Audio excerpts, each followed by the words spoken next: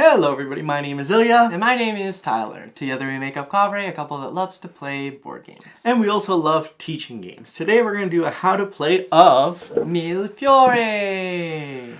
So this one's designed by Reiner Knizia and is published by Devir Games. And essentially, in this game you're a glassmaker. Yeah, an amazing glassmaker at that. But you want to be the best in the city. And you'll do that by making a bunch of connections with a bunch of different folks that help you out by providing different trade routes, different materials, and other various sources so that you can succeed. And score the most points, which is what it's all about. But let's head on over to the table and learn how to play the game. As always, you'll begin by setting up. You'll place the board at the center of the table. You'll set aside the first player card and deal out a number of cards by the main board according to the player count. 9 cards for 2 and 4 players, and 4 cards for 3 players. Each player will then receive 30 diamonds, a ship, and a score marker. You'll set aside 3 of your diamonds next to the game board. These may be required at the end of the game. You'll place your ship on the dock, and your score marker on the 0 space. You'll determine a start player, and you're now ready to play.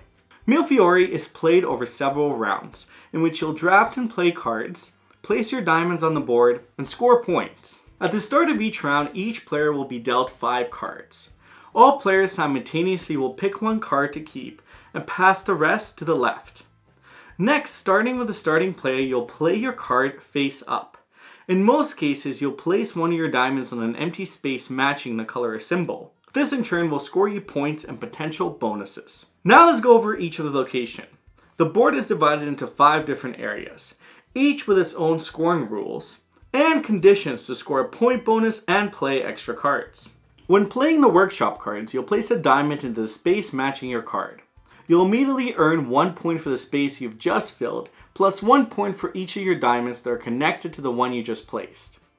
If you fill a pigment space, you'll earn 2 points per space instead. Each section will have a point bonus. If you complete the objective faster than the other players, you'll score more points. Here you'll need to place a diamond into one of the each spaces of the 4 raw materials. Once you do, you'll place your diamond on the most valuable space and score the corresponding points. Each section will also give you an opportunity to play an extra card. Here, when you fill the third and last space around one of these symbols, you may immediately place an extra card from the side of the board. It doesn't matter if you did not contribute to the other tiles. If you fill the last empty space, you're the one who gets to play the extra card. Let's move on to residences. When placing a tile here, you'll start at the beginning of the line and fill spaces one by one. You're not allowed to skip spaces. In terms of scoring, you'll immediately earn the number of points shown on the space you just filled, along with points to connected diamonds of your own color. You earn all the points indicated for the other diamonds of your color as well. You'll earn an extra card here when your diamonds cover 3 and 5 different numbers, connected or not, as well as the point bonus when you have covered spaces showing 4 different numbers, connected or not. The townspeople are next. There are 2 different groups in this area, but both work the same way. You may place your diamond on an empty space in the pyramid that matches the color of the card you just played. You're not limited to the symbol shown on the card you're playing. You will earn more points if they do match though. Each pyramid has 3 levels and must be built from the bottom up. What this means is that you may only place your diamond in the next level if the spaces directly below it have been filled. You'll earn 1 point for filling the spaces on the bottom level, 3 for second, and 6 for the third level. Now if you fill a space that matches a symbol on your card, you'll receive double the points. In addition, if you place your diamond to form a triangle, either on the second or third level, all players who have filled spaces in that triangle earn points for their diamonds. These additional points are never doubled. To get the point bonus here, you need to have filled all 3 different symbols on a pyramid at least once. You can achieve this bonus for each of the pyramids in this area. An extra card is obtained by the person who fills any of the 3rd levels of the pyramids. Trade is next. This area shows 4 different commodities. Here you will place one of your diamonds on one empty commodity space that matches a symbol on your card. You'll score points by first determining the value of this commodity. You'll count how many spaces with this commodity have been filled.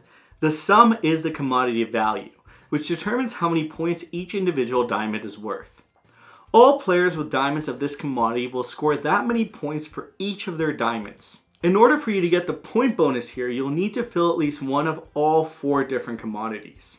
In order to obtain an extra card, you'll have to help your fellow players get a good deal.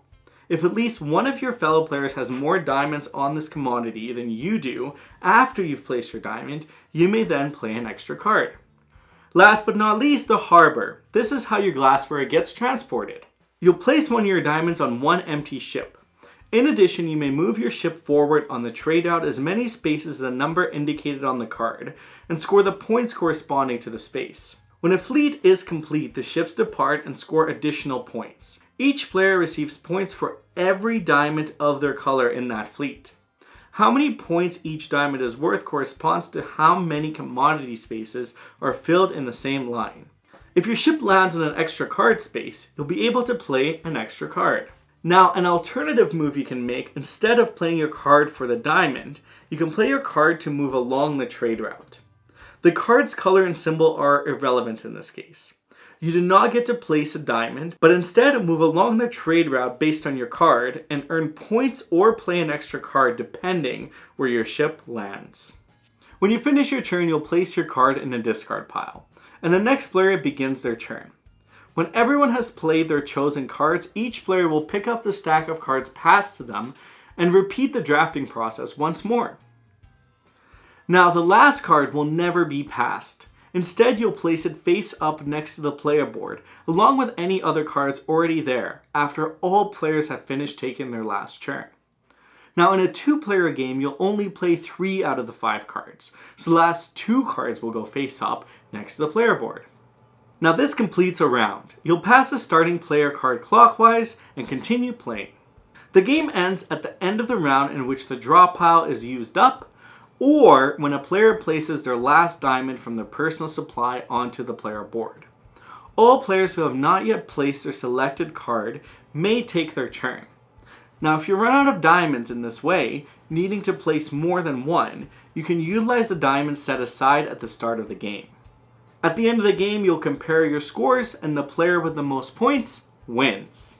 And that's our how to play. Thanks so much for watching. We really hope you enjoyed. If you enjoyed this video, let us know in the comments down below. Hit that thumb up, subscribe, and if you want to know what we thought of Mille Fiori, check out our video right here.